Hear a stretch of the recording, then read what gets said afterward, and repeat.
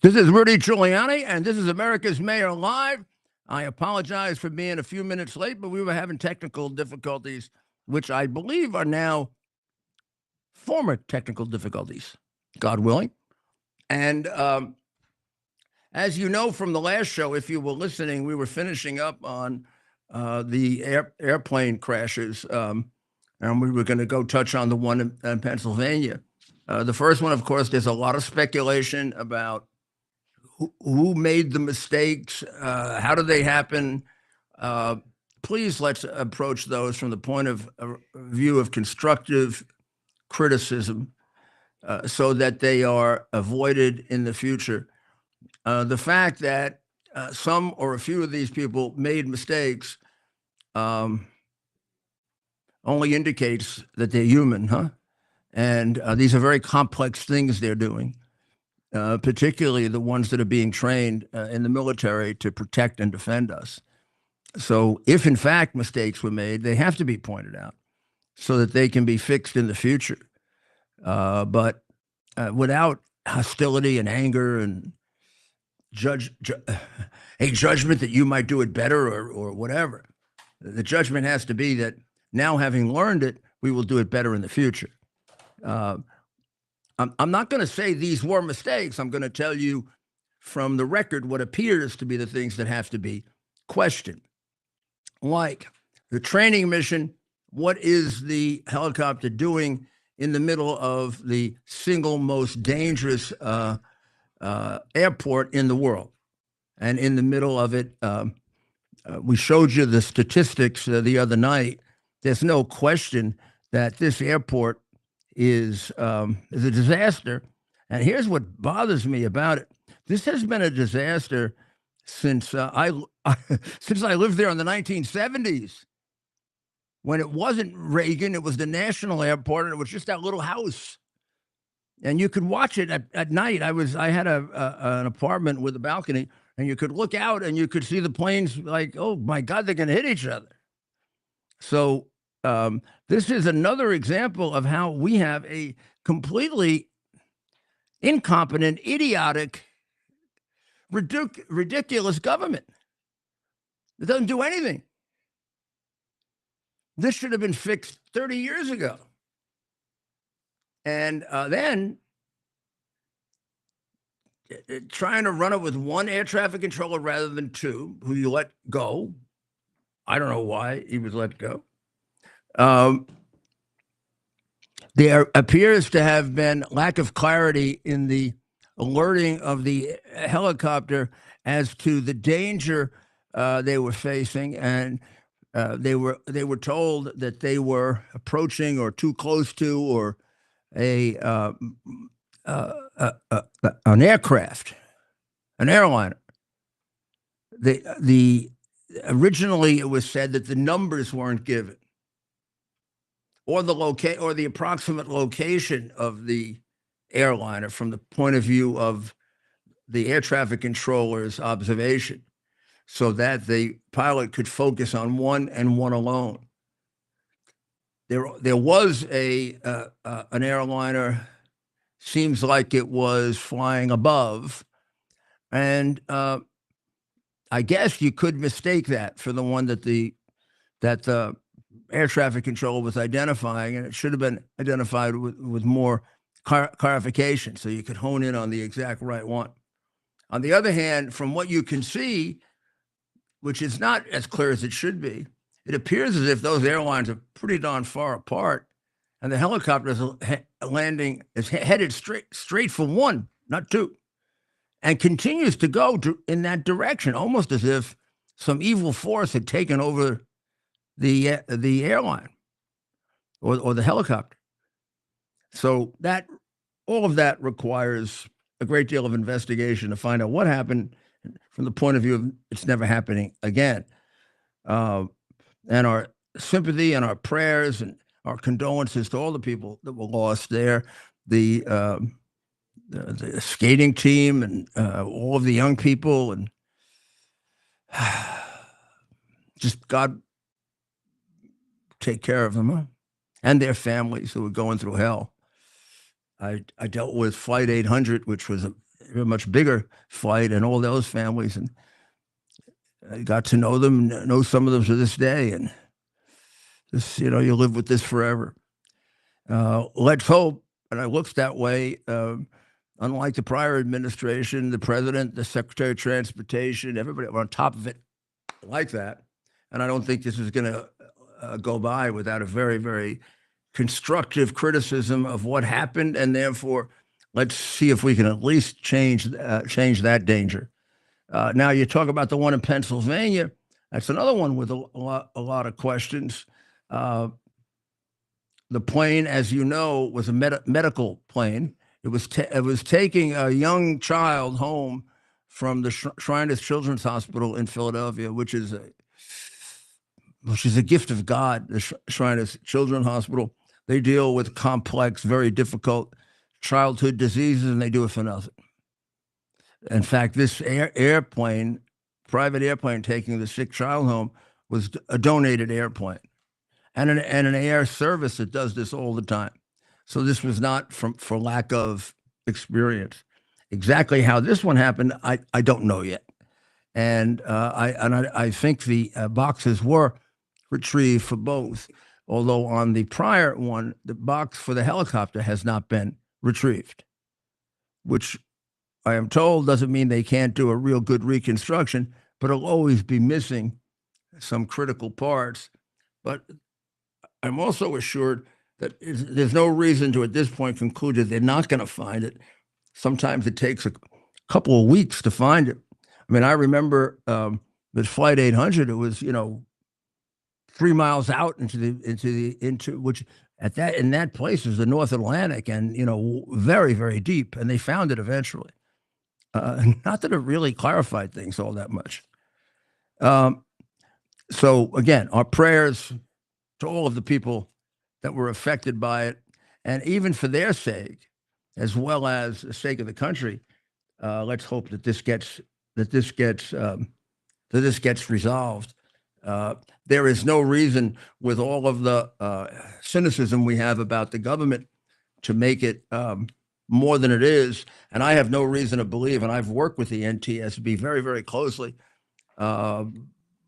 both with them in the government and against them, or representing people. And they're very good. I do not think this is an agency that was politicized, and I do not think it's an agency that was woked. I hope it wasn't woked, because then they'll get to nothing. So I think they're going to get us an answer, and I know they work 24 hours a day until they do.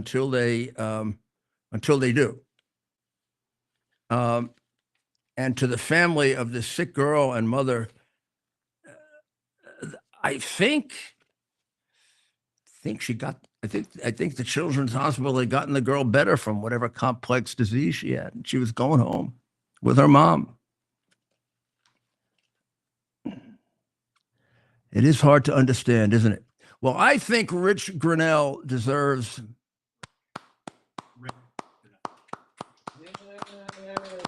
I think he deserves a standing. Rick Grenell deserves a standing ovation, because very, very quietly and very effectively, he pulled off. I don't know how he did it. Maduro is one hell of a son of a bitch. He is a dictator. He is a killer. He's a murderer. He's everything Chavez was without a brain. He's literally Chavez without a brain. So he's a brute. Rick goes there as this ambassador at large, but obviously this is where Rick, as an ambassador at large, can do things maybe that others can't, unless you are completely politically brain dead, right? And usually that's taken care of by a briefing. You're dealing with a friend of the president, not just, another State Department traitor. And he did it real quick. All of a sudden, he's coming home with hostages that were taken by them. I didn't even remember they took hostages. Biden pays so little attention to it. But he also convinces them to do what all of the lefties were laughing at Trump about, which is How are you going to get rid of all the illegals if the countries don't want to take them?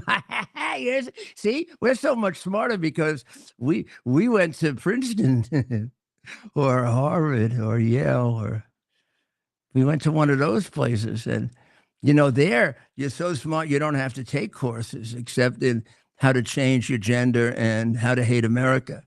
And we learned how to hate America and that makes us smarter than you, Rick, and President. So it's really stupid to say you're going to return them, because all those countries that we like better than you are going to say, no, you can't come in, you can't. And I knew from the beginning that, because my suggestion wasn't as good as sending Rick Grenell to talk them into it. I wanted to send large personnel carriers, even the ones that carry equipment, the big giant things. I don't know how many you could put on that, 500, 1,000. We got excess parachutes. Plus, we got to do some experimenting with new ones. So I'd put parachutes on them and just give them a little, one of those things you get when I buy a lot of equipment and they give you all of these quick starts. So I give them a parachute quick start, jump out and pull the cord is to your right. The cord will be on your left shoulder. So reach over most conveniently with your right hand. Make sure you get a good grip on the wire or the rope, and just make a nice pull. Try if you can to make it a sort of very don't jerk it because you're scared out of your mind and you're peeing in your pants. I mean, just go like that, just like that. See, and then the parachute will open. Don't be frightened if the parachute takes you up a good deal. You're not going to go up to heaven. All you guys, by the way, are criminal aliens who have raped, murdered, abused children. So you're not going to heaven. So if you're going up, you're going to start coming down. And then you're going to come down and you'll land in a country that you love and they love you because they kill everybody. And you'll be there. We'll drop you in a field. And you'll love Venezuela.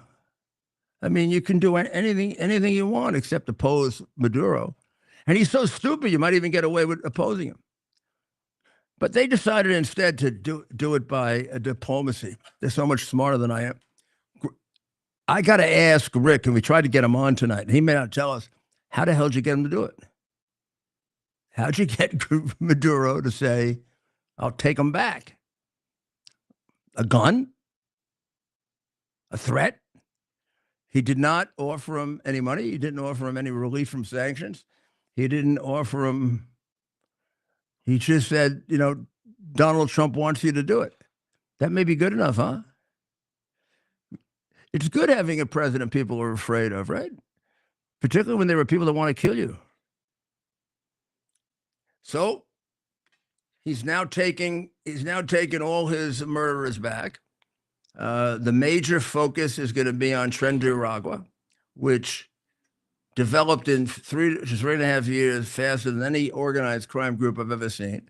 They controlled that little city of Aurora, Colorado, which, of course, the two Democrat mayor in Denver, who's really responsible for it because he runs a sanctuary city, and Governor Feliz Navidad had welcomed Tren de Aragua there. Maybe they're like these eugenics people. They want to see a diminution of their population because Tren de Aragua helped them with that very quickly, killing people. But they're going to be right on the top of the list, and they afflict New York, in the Bronx and Queens. They've committed horrendous crimes here. I am surprised that a gang war hasn't broken out in Chicago between the domestic gang bangers and them. It'll happen eventually. And their expertise in taking on the police and killing them is quite substantial. So it's good. I mean, they've already returned. I don't know. Actually, I don't know how many have been returned. I know 7,000 have been arrested already. And then there are also, this will increase by double probably tomorrow, there are 5,000 outstanding detainers, which means they've taken action against about 16, 17,000 people. That's quite a bit in this short period of time. And of course, they're going to be sent back. But until they're sent back, they will be sitting not in a prison because they're not convicted of a crime. They'll be sitting in a detention center. I built a few of those. They're very nice. They're very, very nice. And I'm sure they'll be treated a lot better than they treat people. But we'll get them the hell out of here. And this will be like not a revolving door. This will be a one-way. It'll be like, think of it as an automatic ejection machine. You know, they put you in the machine and they throw you right out. Put you in the machine and throw you out. That's what it's going to be. So that's how the president is going to do what? Oh, it's not possible for him to get rid of people. So far, for some reason, after some resistance, they all come around. How about who sent the presidential airplane up to get him after acting like we'll never take anyone? They can't push us around. Those Yankees. Who the heck was that did that? Petro, the dictator. Did you ever see Banana Republic with Howard Cosell covering a Latin American assassination of their, dictator? And it was on the wide world of sports. He covered, today we're here, the wild world of sports is here in Goopa Duper, the great island right off the South American coast. And we're here for a very, very, for the annual event, the murder of the dictator. The dictator has been having some problems lately, and his security team has several people on the disabled list. So we're not sure they'll be able to. Oh, here he comes now. Here comes the Cordillo. He's coming down, waving to one side, waving to the other side. We're not exactly certain which one will become shooting out of the crowd and blow his brain. There it goes. He shot him. Okay, let's see if we can get to the Cordillo and have some last minute words from him. Cordillo, did you expect this to happen today? And why did you not feint to the right, which is the instructions that they generally follow to avoid this? You didn't have enough time. And you've been so busy, you haven't been able to go to practice. I see. Okay. Well, you did have a good run. Most of your successes didn't last a year. You got any ideas on who may be taking this up so that we can cover? We'd like to cover like his installation and then his eventual murder. This movie is hilarious. Woody Allen movie is absolutely hilarious. And of course, when they say Banana Republic, you can see when you watch it that it does have a lot of the aspects of the Biden administration, except the people in the movie and in the government, they're a little smarter.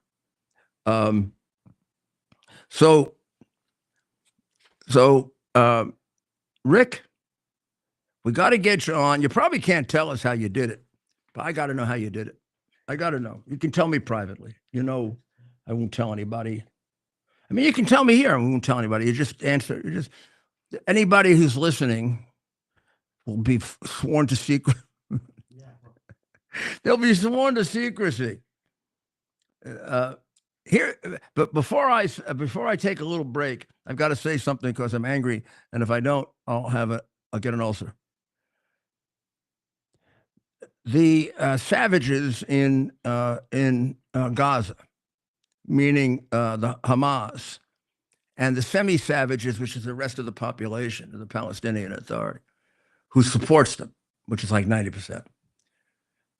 they let this gentleman go, and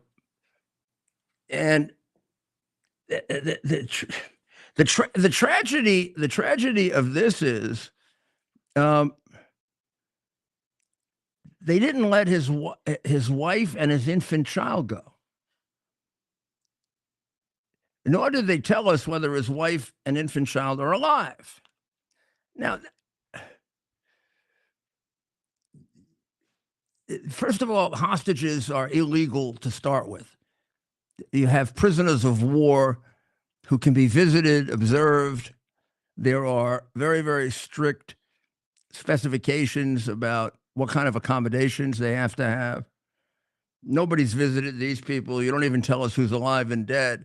But you let this man go, Mr. Beavis, and his baby Kiefer, who would now be 2 years old, and Sherry, his wife, were originally reported dead, then originally reported alive, and now he's free, and we don't know if they're alive or dead. So why don't we say this is a violation of the ceasefire and go in and blow the hell out of you and get rid of you?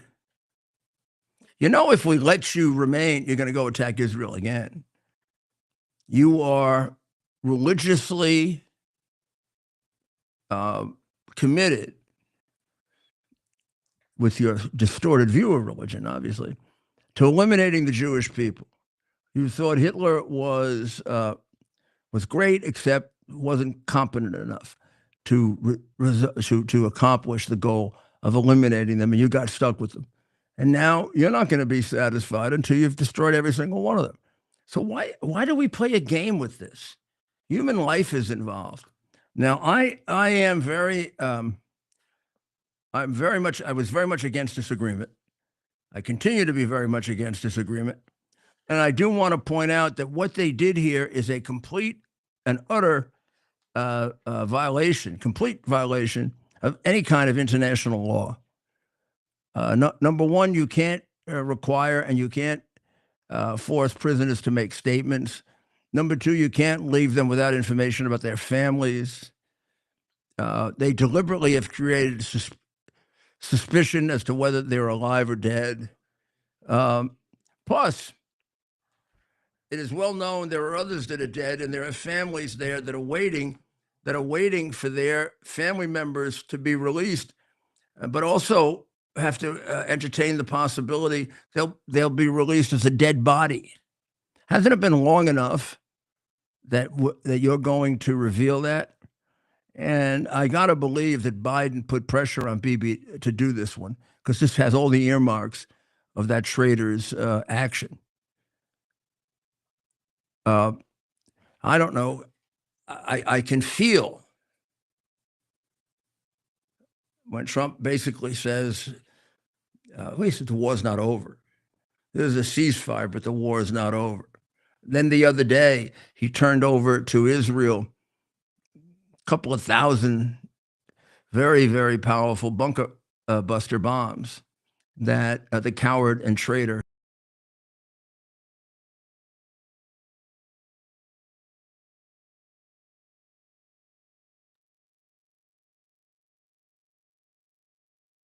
out it. They can go in, just dig them right up. Why would they use a bunker buster? So I'm going to take a short break, and I'm going to have you think on exactly why would Donald Trump, with so many things to do, remember when Biden didn't do it for 9 months, that he should send 1,800, I think it was, gigantic, shattering bunker buster bombs that can go deep into the earth and blow up whatever is down there, much deeper than the tunnels. I want to see what you think why you think he did that. And I think you're going to like the answer. We'll be right back. Okay, so let's get you ready to come over. What? Want a Diet Coke? The video and the audio is excellent. I can just report that to you. So I got Ukraine, and I remember going over convincing our team, or others, to convincing us that we should be providing for loan guarantees. And I went over I guess the 12th, 13th time to Kyiv, and I was supposed to announce that there was another $1 billion loan.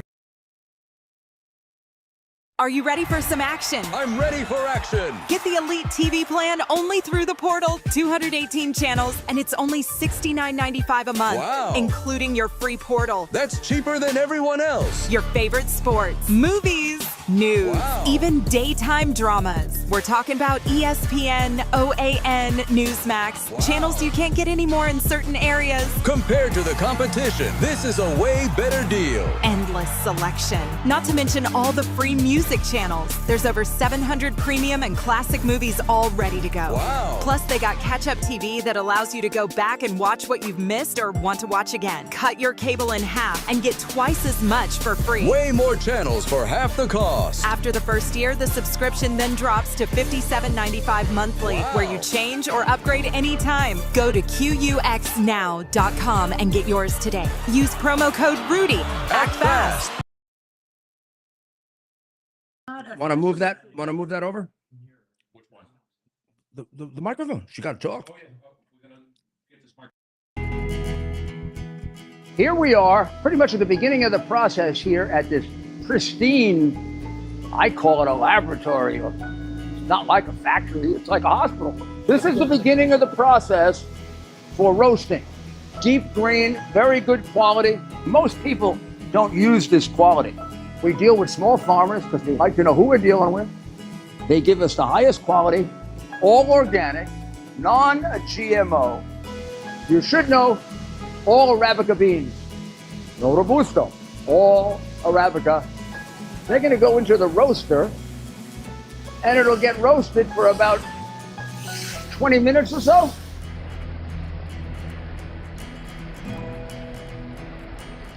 Oh my goodness, look at these. My goodness.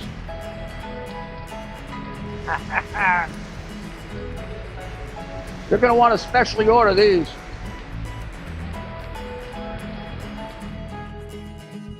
This is what goes into Rudy's coffee.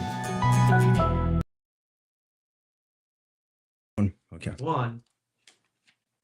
Well, thank you for coming back. This is Rudy Giuliani, and this is America Mayor Live. Allison, thank you for joining us again. I think you're. I think we're going to feature you as a regular. Oh, I would love that. Good evening, Mayor. So Allison, of course, has been on several times on other subjects as well, but most recently on the fires in the tragic fires in Los Angeles. Very tragic. Oh, when did you leave Los Angeles? Just first time we took. just a week ago, and my daughter lives about 2 blocks away from the evacuation zone. So we're really grateful we were not impacted. When I visited her, there was ash and there were a lot of toxic material, but she has the resources for the mask and filters indoors. But I know there are a lot more families and people who really suffered and lost their homes and lost their family members and pets. So we're very lucky in our family to have escaped that. And it would seem to me that they're probably going to find some more bodies, and as they go through, there's a lot of area to search. I mean, do you think that casualty count will go up? I think casualty count, also structures that have been burned, will be tallied up. It may be one of the worst fires in civilization history up Yeah, I there. think that's right. I think that's right. With the great fires of London, the fires of Pompeii. It is historic. I think it's the worst already in United States history, recorded history. You know, some of the fires we estimate because they go back so far, but when you look, did you when you left Los Angeles, were you able to fly over it? Could you see some? Could you look down and see? Imagine I went over Ground Zero so often with a helicopter, and I went to see devastation very often in a helicopter, and I just wonder what it looks like from above when you fly over. It's very vast. So the fire I've been very spread out. Yeah, so there are a couple fires in the Los Angeles area, Palisades near the ocean. There's also the Eaton fire, the Hollywood fire. I've been following the Palisades fire between Santa Monica and Malibu very closely because my student, my daughter, young adult, lives 2 blocks away from the evacuation zone. So as I was flying out of LAX to San Francisco, and you do take that flight path. LAX is just south of Palisades going up north. I did see the large burn area. It's 60 square miles. So it is 60 square miles. Ah, it's substantial for a major metropolitan, one of the largest cities in the world. well, under control now.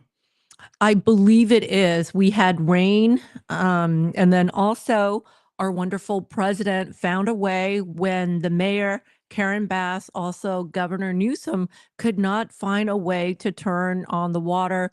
They made excuses. The fire hydrants weren't working. There was no fires in the reservoir, the water pressure. There were all these issues. There were many excuses. However, POTUS was able to overnight turn on the water, no excuses. It was amazing. It was a miracle. And then also we had You know, rain as well. he's an exceptional genius with supernatural powers. Actually, you know what the supernatural power is? What is that? Common sense. I love And that. honesty. And honesty. I love There that. aren't, there aren't like 18 different. A lot of these people have so many con operations going on. They can't figure out what to do, what to say, what they're going to reveal. Who knows who they got bribes from? Maybe they were bribed not to have water. You never know. Sometimes it's easier not to lie, just to be honest and simple. And water is very simple. It just flows from high to low. You need to have pressure. Water, the movement of water has been figured out by ancient civilization, the ancient Greek, Sure. the How about the ancient Romans. aqueducts? Unbelievable aqueduct. Probably as good or better than the aqueduct system we have today. I remember when I was mayor, we would do improvements in our aqueduct that was done 150 years ago. The engineers told me we'd never build it as good today. We'd never be able. We don't have the painstaking concentration that they had, or the people who built that. Also, even the workers, they sort of consider themselves artists. Yes, It had to they be are. beautiful, and they were never. They were thinking we're building it forever, and they did. Right. Yeah, remember the beautiful Roman aqueducts? You can see Yeah, that yeah. throughout Italy, even Yeah, the old world. yeah. I think they even like go to Turkey Mhm. and Greece. Just beautiful works of art. And like you said, water flows the path of least resistance.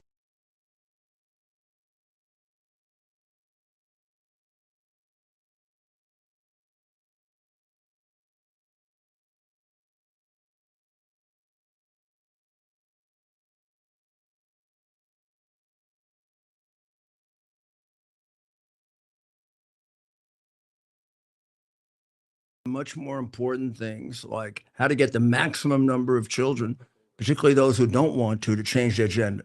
'Cause That's they think it's fun. awful. They think it's fun to have everybody like they would like to switch the whole population. So if you're born male, the assumption is you'll be turned into a female, and if you're born female, it'll be turned into because that's what Karl Marx told them to do. So they want to. It's a crime with humanity and our children. I have 3 young children. I take this very seriously. I think that's California Bill 1955 that allows children to choose their gender without parent notification. It's the beginning of allowing them to maim themselves with surgery and also Second. oral pills. Second or third principle of Marxism is ideal. Get control of the children by 2 years old so that you can effectively develop them into property of the state.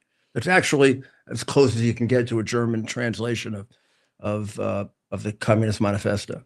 And then that idea, the Communist Manifesto is, and Das Kapital, you put it all together, you're talking 3-4 volumes. But then later on, when he would do summaries of the 10 or 20 most important things to do to flip a country to communism, getting control of the children was always in the top 5. Removing them from the God. care of their parents. But what about the Bible and putting families first? That's what I really care about. Yeah. The Bible. I mean, the Bible, you just burn it. It's awful. Well, I come from a communist country, Vietnam, and I've seen a lot of the damages that it's done to our country. And over 50 years, we're just starting to rebuild. And I'm really happy with some of the progress recently here's the with Vietnam. So one of the places that Christianity is growing the most, and in particular Catholicism, is China. Yes, yes. It's of great concern to Z because there he's constantly getting control of the church. Mhm. So in China, something happens that completely defies anything I've ever known about Catholicism. Or he has a role in picking the bishops. The president does? No, yeah. That guy, the murderer. Hmm. And he's actually been in some really difficult situation where he's picked people that weren't qualified. I have no idea. How the Pope caves into that. I know he's afraid to get his people killed, but the Catholic Church is built on martyrs. Hmm. It's built on people who died for their religion. I don't know. I have very serious suspicions that this Pope I hope it's unknowing, is an unknowing communist anyway. I mean, he's definitely a product of what's called liberation theology, which was very prevalent in South America in the 60s and 70s. It's a way of interpreting, and it affected both Catholics and Protestants, and it's a way of interpreting God away. That's the liberation. And these priests would say they were liberation theologians. Well, Pope John the 23rd threw them all out. And Benedict got rid of them. But then they got rid of Benedict and this guy came in. And Benedict was alive for another 10 years. I don't know. Hmm. So I'd love to create a little conspiracy theory there. Well, I love Be a great novel, conspiracy right? theories, but Nothing like a novel about the Vatican. And, Probably all true. I don't know if it's true. But we need to have a separation between church and state. And I welcome religion and spirituality in China and Vietnam. We really need that because the communism, too much of it, and now, okay, it started out in the Soviet Union. It's this Lenin Marxist type governance, communism, but it's, it manifests itself differently in China, in Vietnam, in Cuba, in Korea. Well, I was just wondering if in Vietnam, where there is a reaction against China, is there a reaction against communism as well? I mean, the two nations have been in conflict with each other for most of their existence, right? Yes, for the last 2,000 years. In recorded history, we see China attacking and also trying to conquer Vietnam 2,000 years ago. There's this famous story of 3 Trung sisters who on elephant fought back the conquerors coming from China. It's a very, very interesting Well, we could use them now. mythology. Yeah. Do you know Yes. any Vietnamese we could recruit with, like the Tong? The Trung Trung sisters. sisters. Yes. And so it's Like a Superwoman. matriarchal Wanna do society. a movie? Would love to. Yeah, Would you love know, to. We'll probably Wonder have to get 3 Woman. beautiful actresses to play the Trung sisters, but then we can have doubles for them, right? Hmm. And the Trung sisters against Xi Jinping. Yes, it's both countries are communist, but the communism manifests itself differently in the countries. And just because both of them are communist, people think that they work together, but actually they're at odds, but they have to be careful. Vietnam shares an 800-mile border with China. And so they want to be separate. They want to be independent.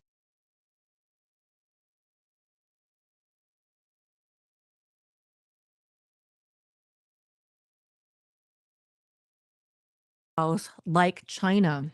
I think it's something that in our effort to normalize things with China, we have not taken advantage of, which is the fact that China is surrounded by countries that they want to make part of their empire, but who hate them, like the Japanese. Yes, it's basically the the ocean, rest. the- The rest of the Indo-Pacific, they have issues with the Philippines, Taiwan, Korea, so Japan, Vietnam. most of the thinking is that if China were to attack Taiwan before we even got into it, Japan would, because Japan has actually ruled Taiwan at several times in its history. Yes, there is a record of that. And the culture of Taiwan is actually very similar to the Japanese culture. It's more similar to Japanese than it is Chinese. Well, we may be seeing that too, although I think that's slowed down. I think Xi Jinping's desire to do that got frustrated by their economic problems, and also by the example of Putin in Ukraine. He could see that happening to him. They overextended themselves with Russia, but President Xi is very aggressive, and the neighbors are Vietnam and Taiwan are probably number one and number two. So if there is a conflict, I know Taiwan would probably go first, if not Vietnam, because there's not even an ocean. There's just an 800-mile border. They can just walk across. I think Vietnam is a little harder for them because they create the fiction that Taiwan really belongs to them. Mm-hmm. It would be hard to sell to the international community that Vietnam belongs to them. I think there's an understanding there's the two separate peoples, whereas it happens to be true that Taiwan has always been separate from them. They never controlled. Mm-hmm. None of the dynasties ever controlled Taiwan. Mm-hmm. The Taiwanese people consider themselves Taiwanese, not Chinese. That's right. They only became Chinese when Chiang Kai-shek came in to run away from the communists. That's right. So he made it like a counter republic of China, Mm-hmm. which the Taiwanese people at first were not very happy about. And then he became a dictator over them. And they finally overthrew him and developed democracy. But they do not, the typical Taiwanese person does not consider themselves Chinese. Nationality. They do not. They have their own different culture, their own pride. You can even see how they're very proud of TSMC. They're the only ones that's able to produce these generative AI chips. As we talked about, NVIDIA designs them, but TSMC is the only one in Taiwan who can manufacture it. And they don't have any patents. It's just pure engineering, process engineering. For such a small country, they're able to produce these chips, and China cannot replicate it. Small country, and a country that's really been pretty much isolated. Mm-hmm. I mean, isolated in the sense that China makes you, we don't care because they're our enemy, but China makes you pay a very heavy price if you do business with them. That's right. Only a couple of countries even recognize them. Yes, and yet somehow this small country that is so isolated have been able to produce some of the world's smartest hardware process engineer that's able to create these stable semiconductor chips, I think down to 3 nanometers. In the United States, we can't even do it. Yes, technically we can. Intel Corporation can do it, but not outside the lab. It's not stable. Taiwan can create these small chips, these AI chips, and it's stable and it works. So kudos to them for such a small country with such smart people, all the odds against them.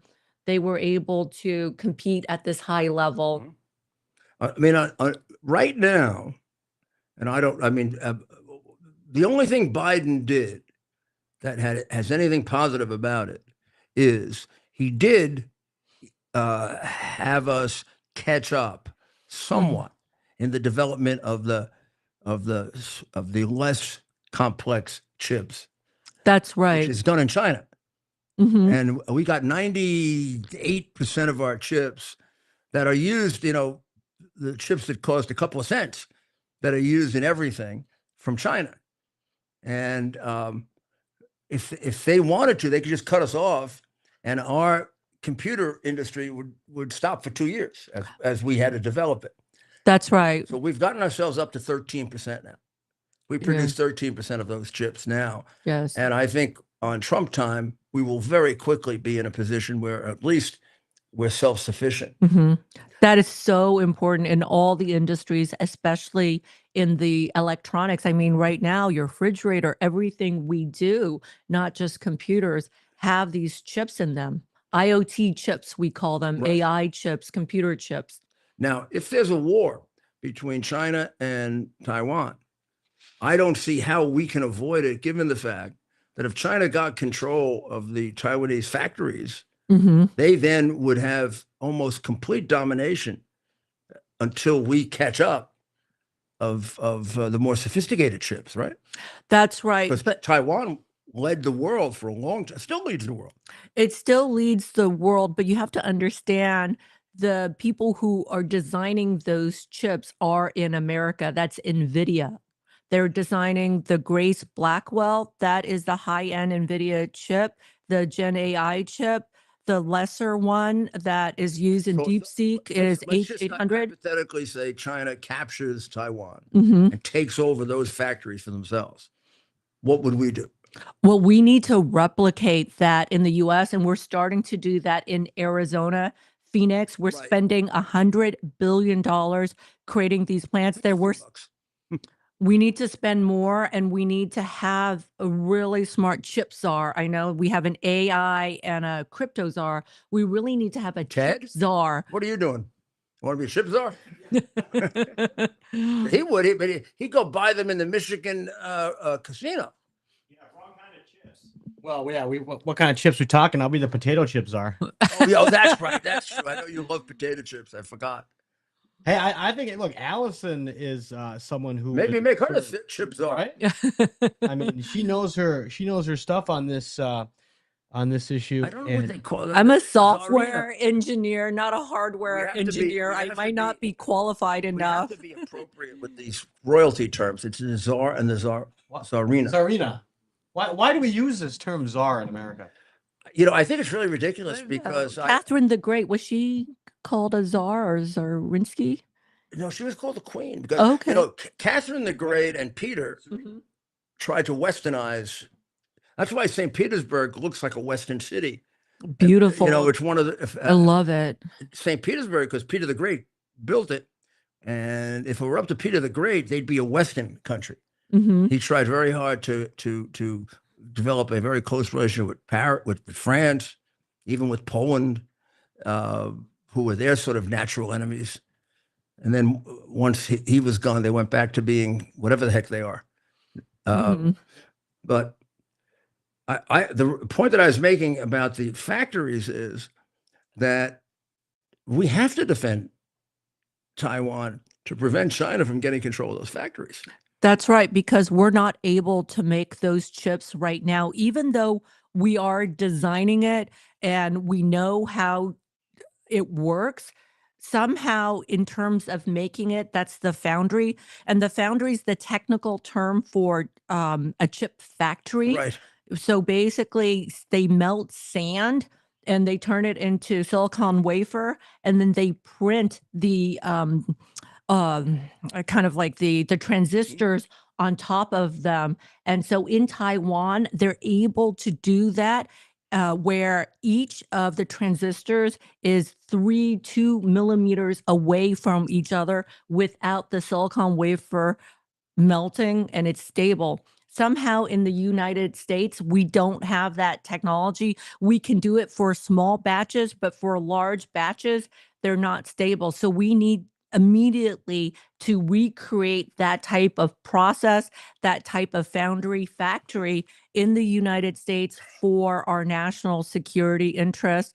I don't know if I'm the best person. I'm more of a software person, but someone who is a Well, you're doing a lot better than us. Oh, maybe Rob could do this for us. We have Mary. Yes. Mary. Tell us about Mary. Mary was your guest. Yes, so Mary's my great friend. Our kids went to preschool together. Where? at Stanford University. It's called Bing Nursery School. They very famous. They publish all these studies on marshmallows, kids eating marshmallows, the marshmallow effect, delayed gratification. So kids who chose not to eat marshmallows right away, they got more marshmallows in 30 minutes, and they showed that they had better outcomes 20, 30 years later. To me, I'd have been successful. Mm-hmm. I should have had a marshmallow. Yeah, restraint and like a- delayed gratifications. Like The you do with a delayed. dog, right? You get the dog to wait for you to tell like a dog. You know how dogs go after food, Mm-hmm. so you train the dog to Mhm. wait until you give him the signal. Yes, to eat. yes. Just sit, but then you count So what kind for, of like for dogs? 15, 20 Yeah, seconds, and then you give them the treat. You don't give them right away. Right, and then you give him a treat afterwards. Mm-hmm. That's what's going on here. You train Oh, the child to delay gratification, and you give them a treat, and then they learn. They learn in muscle memory. Mm-hmm. Wow. Parenting according to the mayor. Dog rearing according to the mayor. Yeah. A lot of wisdom here. I'm into dogs now, big time. I see that here.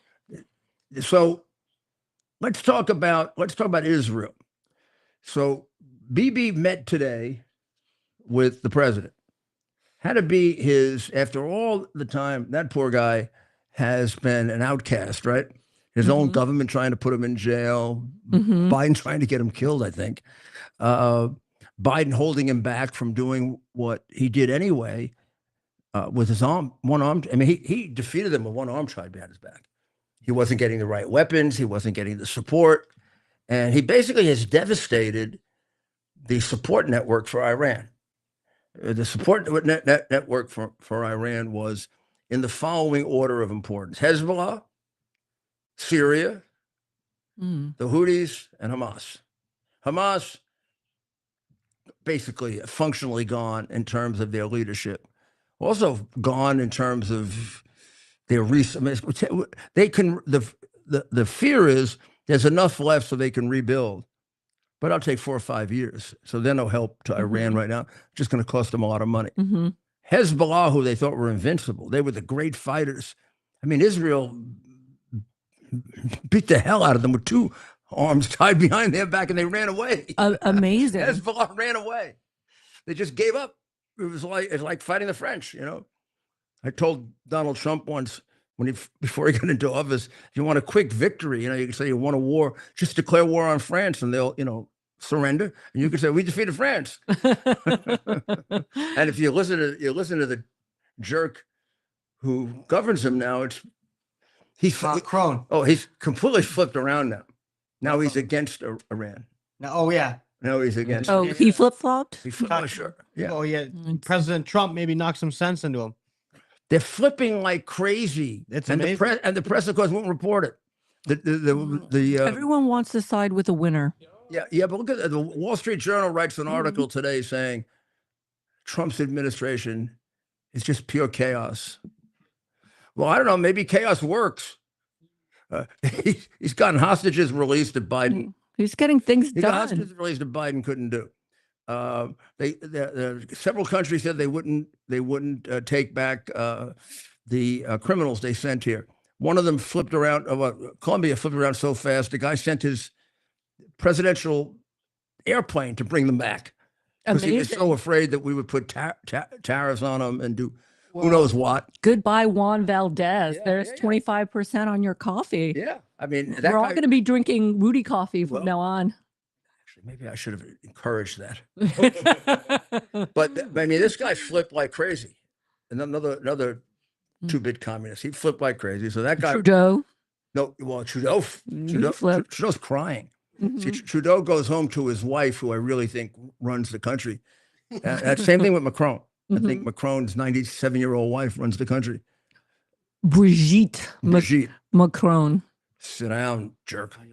And so he flipped. Well, Trudeau now is trying to fight back. British Columbia is not going to sell American alcohol. Oh, that should be a real big blow to us. I don't know. Please don't get angry and say this is an ethnic slur. It isn't. They could make up for that in 2 Irish bars in New York. I mean, Mhm. what the heck? I mean, come on, move Italian bars too, but you'd have to mix it with wine. You'd have to mix it with wine. Well, Oh, yeah, next month Canada is drinks of the year. St. Patty's Day, so I will say Canadians can drink, Mayor. Well, that's why you have Canadian Club, right? Canadian Club, yeah. Canadian Club, yeah. I remember that was the more expensive rye. Nobody drinks rye any longer. But when I was a bartender, everybody wanted the less expensive was Seagram 7, mhm. Seagrams, and Coke. Is that a cocktail? Ja- You mix Seagram and Seagram's Coke is together? what? Like a Jack and That's a Coke? whiskey Coke. That's a Oh, oh, it's called Whiskey a and whiskey. whiskey. But let me tell you something. So we have Kentucky bourbon. That's basically enough said. They have Canadian rye. Yeah. So I mean, pick one, right? Bourbon's a lot better than Yeah, of course. Like, is that even a Smoother. contest? That's the drink of Nobody ladies. even drinks rye anymore. Yeah. Well, yeah. Canadian was like the upper scale Scotch, you know, like upper scale, like You got like Macallan Crown is Royale. to, Crown Royale is yeah. it was like the one a little bit above Canadian Club. yeah. And then you got like some specialty crowns. The actually the most important, most creative and best thing they could do with rye is just dump it in the river. So the fish. I can get haven't happy and heard drunk. Stephen Schumacher speak until we get into the topic of booze. And, you know, this is the most he's talked all week long. Amazing. I can smell He's the an expert. rye. He's an expert. He's I an can smell the expert. rye Okay. from Detroit being made in Windsor, and I guess it's Well, when I was Michiganders are basically Canadian. when I was a bartender during the Neanderthal period, rye was very popular. It was more popular than Scotch. What type Rye. of You never hear cocktails? somebody order a rye. Seven, and Seagram 7, and Canadian. And Canadian. That's a ginger ale, Seagram 7. No, Oh, because that you're making me they mix thirsty it. now. 7 and 7 is a ginger ale with Seagram 7 in it. Oh, see, that's delicious. That's making me want one actually. Yeah. Well, if you put it in something like that, you don't really taste it. Yeah. But I would love to see a cocktail recipe book, you know, old school with with all all the old these stuff? recipes. Oh, Yes. Oh, were they? oh, Oh, and most of the real drinkers, if you talk about cocktails, look at you like you're mhm. like you're a sissy. Seagram 7, get out Oh, of here. Give me the bottle. they're back in vogue now. And have you seen some of the cocktail bars? You haven't been to San Francisco in a while, but this is something. I don't intend to go. Well, I mean, you have to drink some cocktails just to walk through the streets, but it's $30 for a cocktail.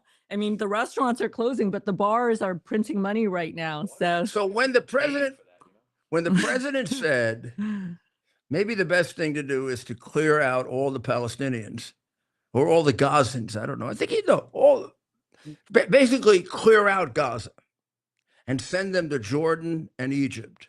I did see that. You think he was like just trial? You think he has that in the back of his head to get them all out of there? Well, I just thought, wow. And then the $1 billion in bunker busting bombs. I'm a computer expert, software expert, but you're the international security expert. I wanted to ask you what your thoughts. When I read that, I was like, wow, this is a very big move. How do you think Egypt and Jordan will react to that, and how will they what are we going to do to help facilitate that? Wow. Egypt and Jordan are very, very worried that he's going to force them to take Palestinians, because the last thing in the world is they don't want any Palestinians. They want us to take the Palestinians, so they'll kill us. Yet they take a lot of American dollars and aid. Yeah, but they will not. I mean, Jordan, the king of Jordan, will not take Palestinians. Mhm. And his wife is half Palestinian. Must be a heck of a conversation at home. Honey, my family wants to come for the holidays. I'm sorry, they're not allowed. They're not allowed in my country. They can't come if they have holidays. They can't come for Ramadan. Mhm. Anyway, during Ramadan we do a lot of killing, so it isn't a good. I never understood. Like when we talk about Easter or Christmas or the High Holy Days or Yom Kippur, it's very nice. They're nice events. People have families. When you talk about Ramadan, it'll always be on the news. Ramadan will be starting in a week, and there's fear of increased violence. Or toward the end of Ramadan, we have to have more security because there'll be a round of violence. Why do you think that is? I'm going to tell you why it is. It is because Muhammad spent the second half of his life as a warrior who Mhm. taught his people to kill. And there were two Muhammads before he got thrown out of Medina and after he got thrown out of Medina. Before he was thrown out from Medina, he was either you take him seriously or a nut preacher, but who preached a relatively benign religion that was an extension, I think, a degradation of Judaism and Christianity. He would say an extension. Oh, That's they're all- yes, you that's notice right. they're getting all nervous now. See what they're going like this? Hmm. That means I should stop. No, that actually just means we need to take a break to pay the bills. Okay, we're going to take a break now to pay the bills, and then we'll be back. I'm going to show you what they do. They go like this. It looks funny when they do it. Sometime we'll put it on camera. Break. And then they get nervous. When they get nervous, they go real fast.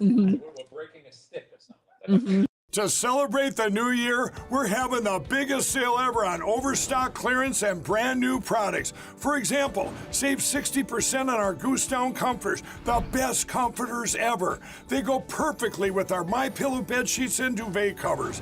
Save 25% on our brand new kitchen towels. They're made with the same technology as our famous My Towels. Our initial quantities are extremely low, so get them now before they go. Our seasonal flannel sheets are finally in. You save up to 50%, and they sell out fast every year, so order now. They're truly the best flannel sheets you'll ever sleep on. Or save up to 80% on all our clearance items. And this is where it gets even better. For a limited time, your entire order ships absolutely free. So go to mypillow.com or call the number on your screen. Use that promo code to get deep discounts on all MyPillow products. And for a limited time, Here we are, pretty much at the beginning of the process here at this pristine, I call it a laboratory. It's not like a factory, it's like a hospital. This is the beginning of the process for roasting. Deep grain, very good quality. Most people don't use this quality. We deal with small farmers because they like to know who we're dealing with. They give us the highest quality, all organic, non-GMO. You should know all Arabica beans, no Robusto, all Arabica. They're going to go into the roaster, and it'll get roasted for about 20 minutes or so.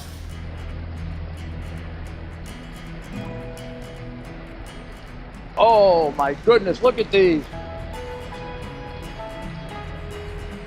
My goodness.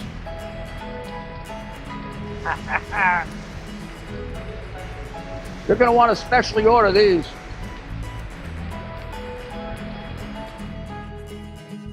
This is what goes into Rudy's coffee.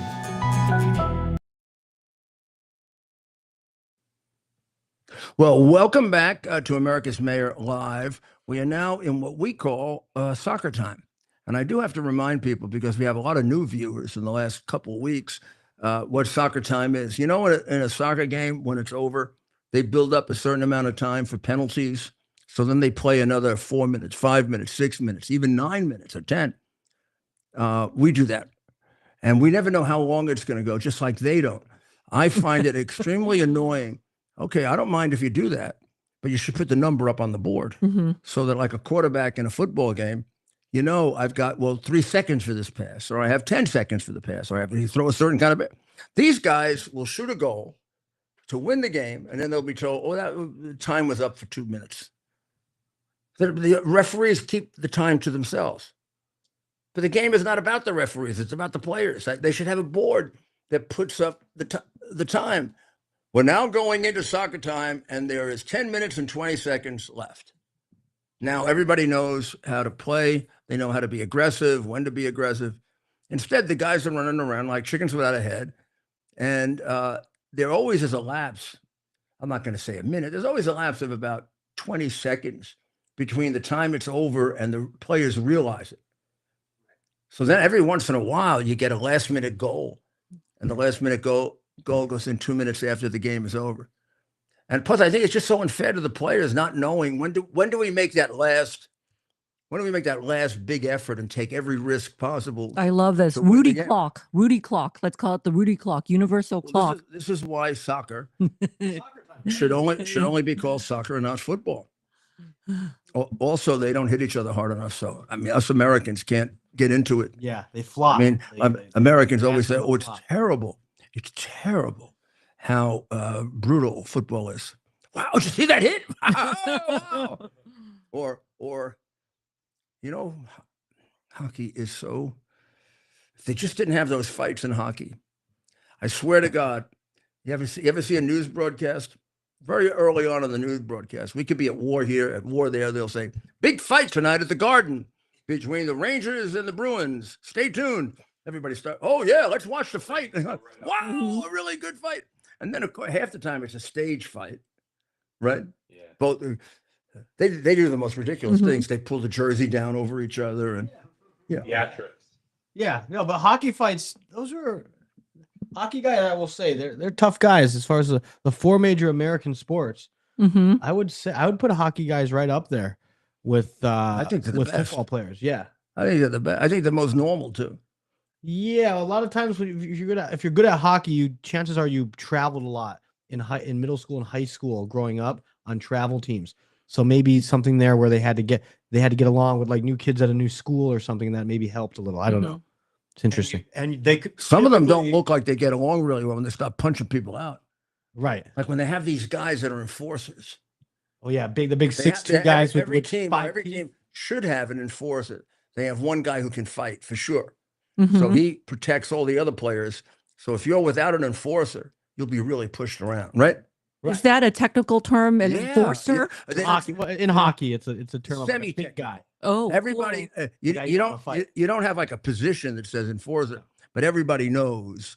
And there are like at any one time in I love that. hockey, Yeah. there are probably about Tough guys. 15 of these guys. Yeah. And some of them actually fight each other so often they have kind of like rules. Yeah. Mhm. Yeah. Unwritten rules with one another. Like, oh, gee, tonight we're gonna have to fight each other. Yeah. Like We John might even be Scott. friends. John Mhm. Scott was a big enforcer for Mhm. Yeah. the Bruins.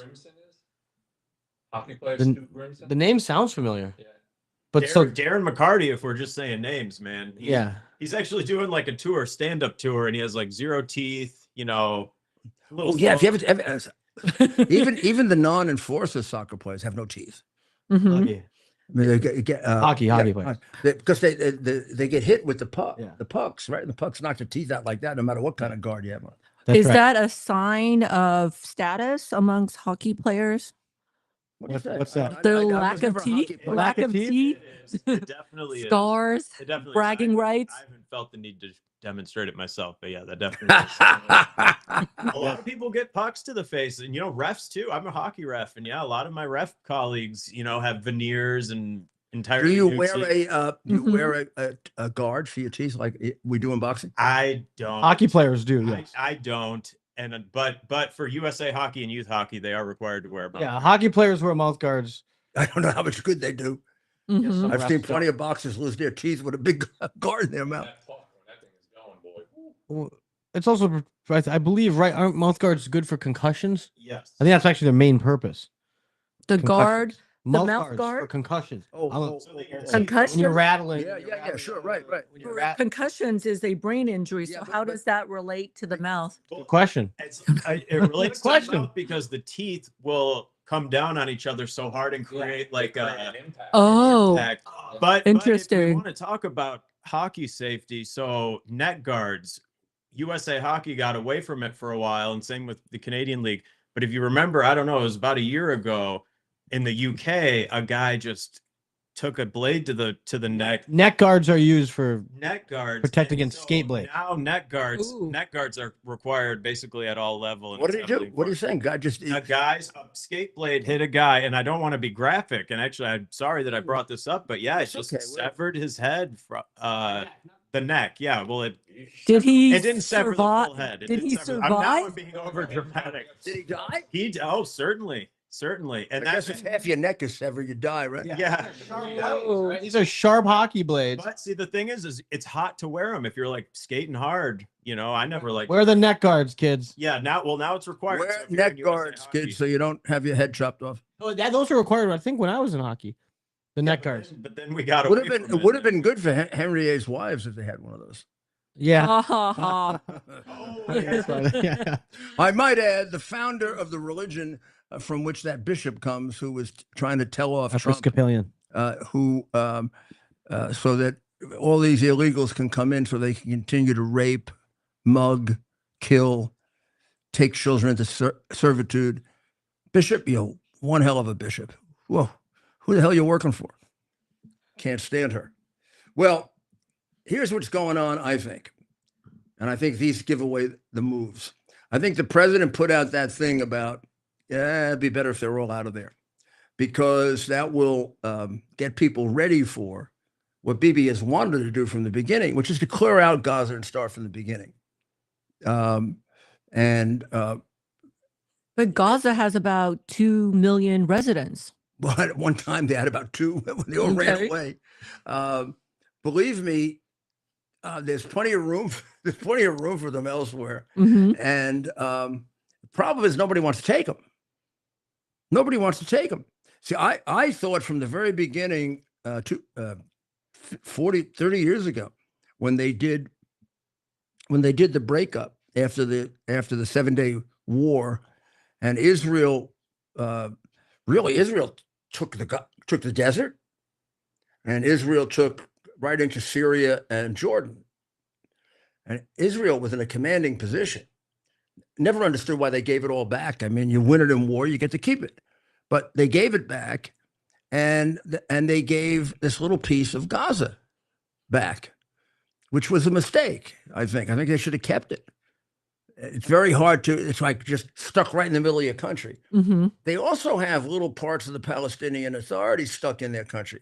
For example, Bethlehem belongs to them, not to the state of Israel. And but you have to drive through Israel to get there. It's like sitting right in the middle of Israel. They took Bethlehem, which I didn't know that. I've never been to Israel. I would love to go. Bethlehem has no religious significance to them or to the Jewish people. Bethlehem is just another, for them, it's just another city. Of course, to Christians, it's enormously important. It's the biblical. It's where Yes, our of religion course. began, where Jesus was born. And we should have insisted that it stay under the jurisdiction of Israel, because Israel's protection of our holy sites is as good as their protection of their own holy sites. The Muslims defile them. I mean, before, when Jerusalem was split in half, everything on the Muslim side, we couldn't get to see it. They wouldn't let Christians in. They would torture you if you did, not torture you, but make it very hard for you, occasionally kill you. Jews don't kill Christians. Unfortunately, Christians kill And they Jews. defile the monuments as well. Yeah, I've yeah, seen I that in remember my when travels. I remember when I went there when I was mayor. I had been to Israel for the first time in 84, 85. But when I went back, I was very friendly with the mayor of Jerusalem, Ehud Olmert, because we were elected on the same day. We ended up being friends. And he made a very, very big point. He even got some of the Arab Israelis to come and tell me how much better Israel takes care of our monuments than the Palestinians did. And that's before they had given it up. And I went to Bethlehem, went to the church called the Church of the Nativity, where Jesus was born, went to Mass there, went to communion there. And then all of a sudden, when the seven days war took place, and Israel had taken over the whole area, as part of the deal, they gave the desert back to Egypt. They gave Gaza to the Palestinians. They gave the Palestinians part of the north, and then the West Bank, they conditionally left open. And so that's the part that is now controversial, because it still is part of Israel, although theoretically when they settle, they're going to give it to the Palestinians. The right-wing Jews went and settled it to kind of make it impossible to give it back to the Palestinians. And that's where you've had a lot of very quiet but consistent warfare. Like the Palestinians will come in and raid the houses. And then the settlers are all tough. They're like their own little army. They come right back and shoot and kill them. Mm-hmm. And that's it. So Trump is the first American president to recognize the settlements. He's the first one to say, well, the Jews are there now, so it's theirs. Wow. Mm-hmm. That was a big step. Moving the embassy from Tel Aviv to Jerusalem, where it originally was supposed to be. Mm-hmm. Every American president for about 5 in a row promised to do it, Mm-hmm. and none of them would do it. Trump did it. He was expecting a big war, and they didn't do a damn thing. He's still surprised to this day that they didn't react to it. He makes big moves. Yeah, He's making some big moves so I think, right now. I think he sees Gaza as a permanent source of trouble. So you're never going to have peace there as long as you have a group of terrorists right in the middle of your country. Mhm. That's what they are. I mean, it's maybe not even there. I guess it's always your fault. But from the time they're born, they're trained to kill us. They're trained to hate Jews, hate Christians, death to America, death to Israel. Their way or the highway. Yeah. That's they are trained. that's what they chant. And then a large number of them are trained not only in the theory of killing us, but how to do it. And I mean, the Israelis and the Mossad have endless amounts of video of this. Mm-hmm. And do you know who wrote the textbooks about the necessity to kill Jews? And the UN, the United States the United Nations Relief Agency supplies the curriculum for the schools, which is to kill Jews. Was that why nobody wants them? Because even That's why Trump. Oh, that's the defunded UN the Gaza UNRWA, organization. Yes, yes. which is basically an extension of Hamas, Mm-hmm. where a number of their members were killing Jews on October the 7th. Mm-hmm. And now we've defunded them, I saw that. and we're beginning an investigation of them to possibly name them as this agency of the UN a terrorist organization. Well, if they're funding Well, Of Hamas, course, 100%. There's so much to be done to straighten this out, and I've always thought if you straightened it out, mm-hmm. it would then straighten itself out. If you were just honest about it, so that the people who are trying to undermine peace, you get them out in the open, and put them in prison, or if it's a war, kill them, or change their minds. Let them change their minds, because I think most of the Middle East at this point wants peace.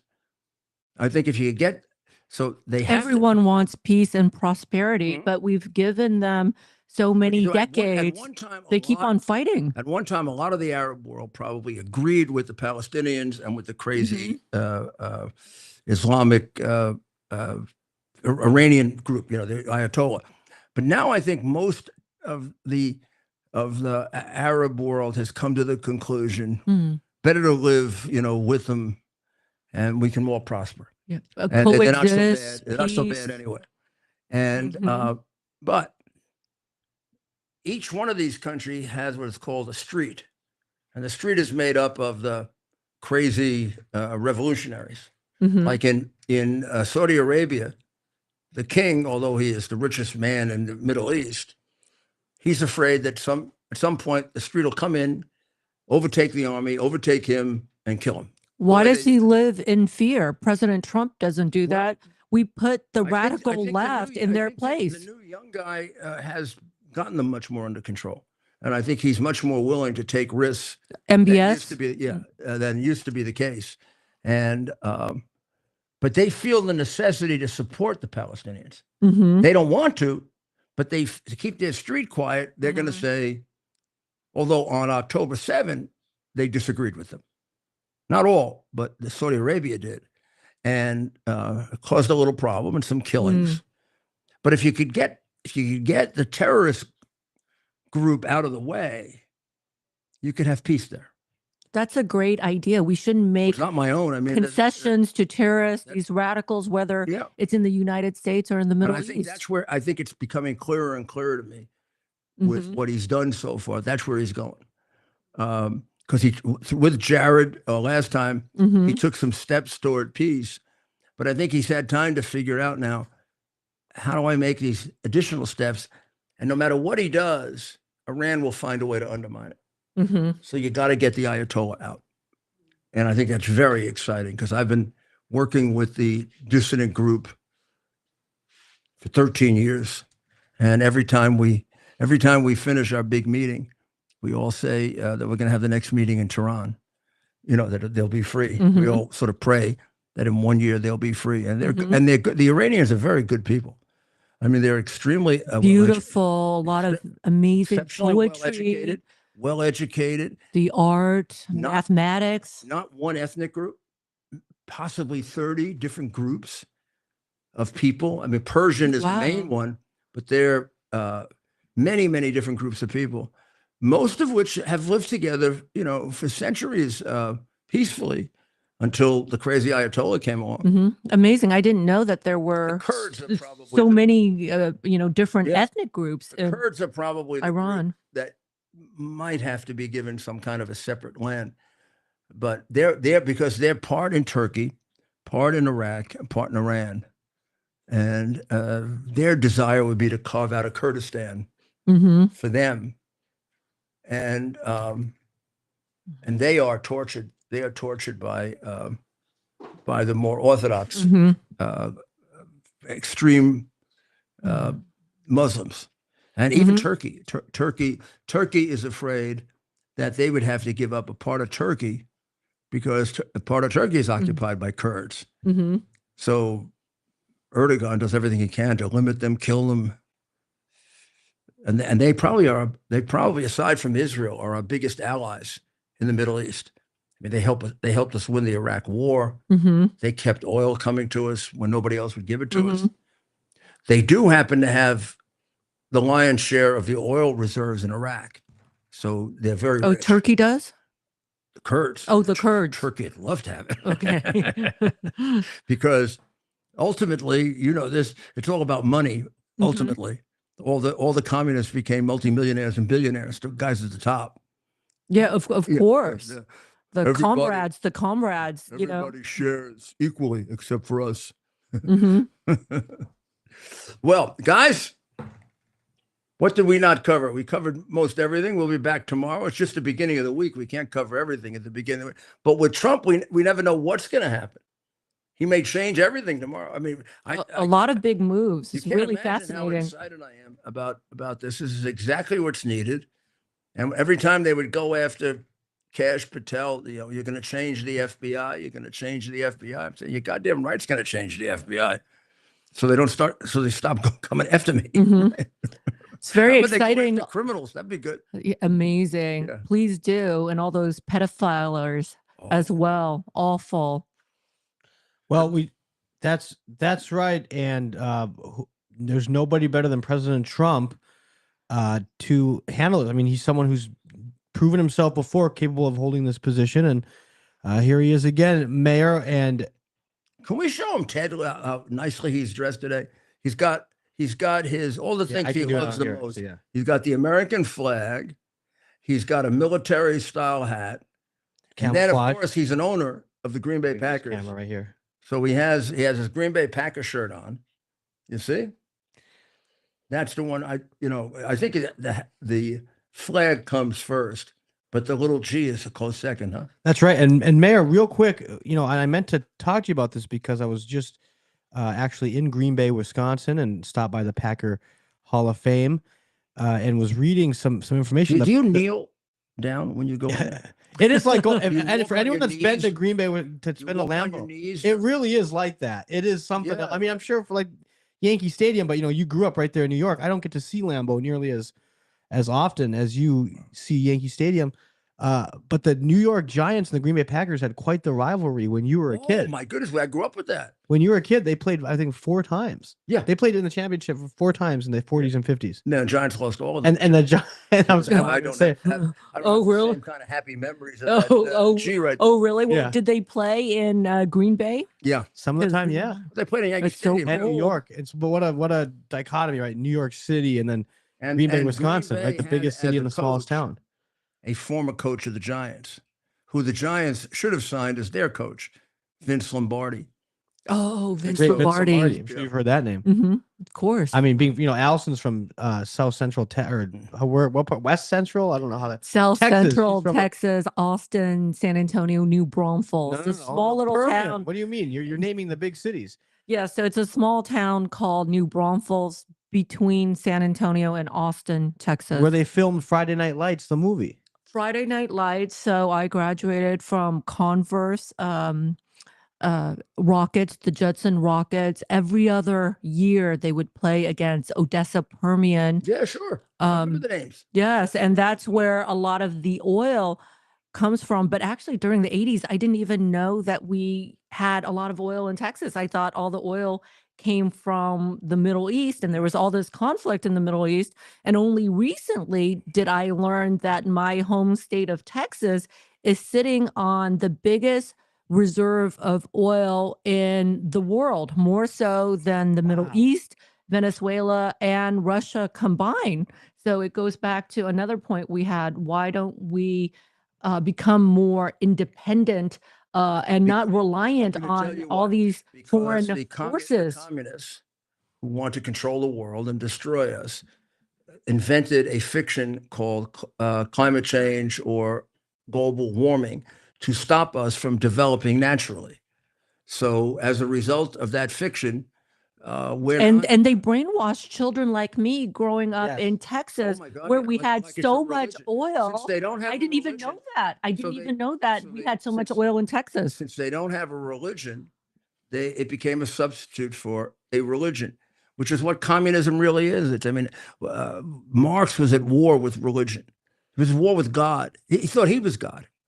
And there are various times when he takes on the fiction that he's Satan, that he's like the fallen angels. And a cult-like figure. But the idea is to destroy civilization so you can replace it with communism. So like in China, when they had the Cultural Revolution, the Cultural Revolution was a deliberate attempt to remove the culture of China. And brainwash people, and all the educated people were removed from their position. People who are not educated were put in positions of power. Then people who were educated were sent to re-education camps. Pure communism has no regard for the background of the Chinese or the Russians, or they want it destroyed because they want it all to become. All that was very bad. They want it to become. They do away with the music. They do away with the dance. They do away with every aspect of culture, which is what was the going. Chinese culture actually is very beautiful. The ancient Chinese culture, Confucianism, the dance, the music, the books, poetry. You know, the Shen Yun group that goes around the country is so damn successful. They are traditional Chinese, and they do Chinese operas. They're advertising in my business right now. Oh, they are sold out all over the country, and I've never gone. We should go because it's really, really beautiful. It's really beautiful. Well, we are going to be back tomorrow when we will rename the show Pursuits of Culture. Mayor Giuliani and the Grand Pursuits of Culture. Mayor Giuliani from Brooklyn will do Pursuits of Culture. I love it. We'll do Pursuits of Culture. Let me taste some and pictures. You better show up, and we'll break your legs. And we'll have a cocktail hour too. He'll share some of his favorite recipes. So let's see who Donald Trump kicks in the ass tomorrow, and gets him the hell out of destroying our country. And man, the press doesn't know what to do. They really don't know what to do. They don't know how to cover him. He's actually gotten popular. They've done everything they can to make him into a monster and a demon, and he's actually gotten popular. And he may actually save us despite their terrible efforts. So we're going to ask everybody tonight to pray for the people of Israel who are still in jeopardy. Pray for the people of Ukraine, where that war is still going on for no purpose. The Ukrainians can't win. The Russians can't win, except now. And now Zelensky is saying that the Americans stole a lot of money. Oh, jeez. Well, I'm sure they did. Yeah. But hey, Zelensky, I mean, your guys didn't steal any money. I mean, the country is filled. The pot and the kettle and being black. You can't spend a day in Ukraine not have somebody shake you down. So I mean, Oh, come on, man. Come and on. it's not a little, isn't it? A lot, like billions and billions of dollars. Oh yeah. Yeah, we're not talking. Yeah, they don't talk. I mean, these guys don't talk in. We're not talking. Petty- We're not It's not talking a shaving off the rounding top here. error. We're talking like petty the change. bulk of the order. So he's really contradicting McConnell. McConnell, who voted for aid, additional 20 billion after the first 140 billion aid to Ukraine, said, I'll do an imitation of McConnell.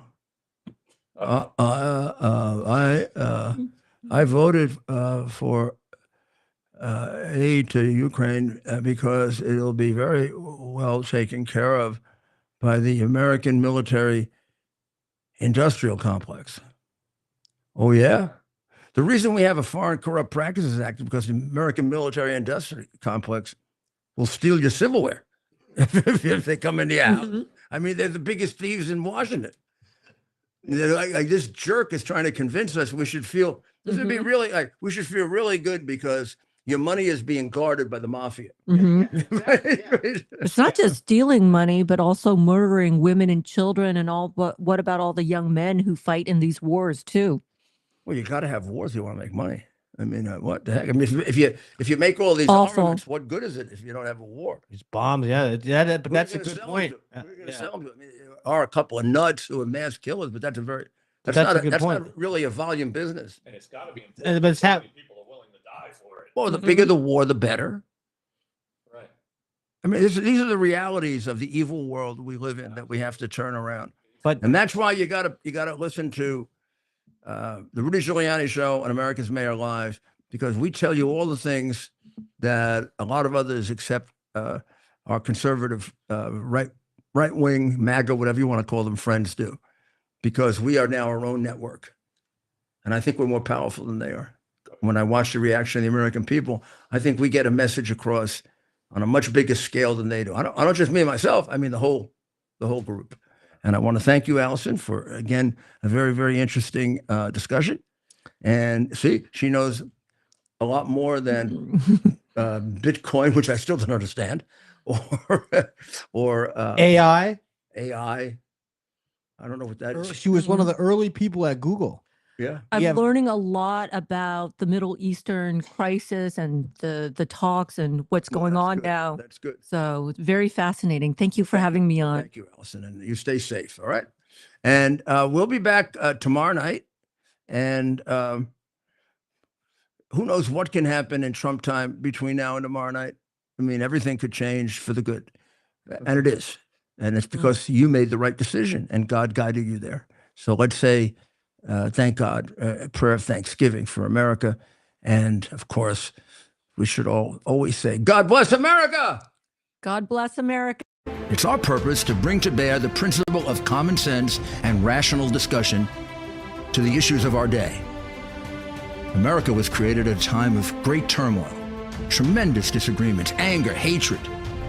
There was a book written in 1776 that guided much of the discipline of thinking that brought to us the discovery of our freedoms, of our God-given freedoms.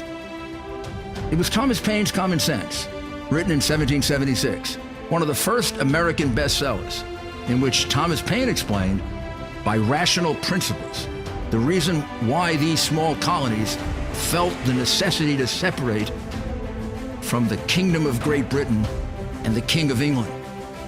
He explained their inherent desire for liberty, for freedom, freedom of religion, freedom of speech, the ability to select the people who govern them. And he explained it in ways that were understandable to all the people, not just the elite. Because the desire for freedom is universal. The desire for freedom adheres in the human mind, and it is part of the human soul. This is exactly the time we should consult our history. Look at what we've done in the past and see if we can't use it to help us now. We understand that our founders created the greatest country in the history of the world, the greatest democracy, the freest country, a country that has taken more people out of poverty than any country ever. All of us are so fortunate to be Americans. But a great deal of the reason for America's constant ability to self-improve is because we're able to reason, we're able to talk, we're able to analyze. We are able to apply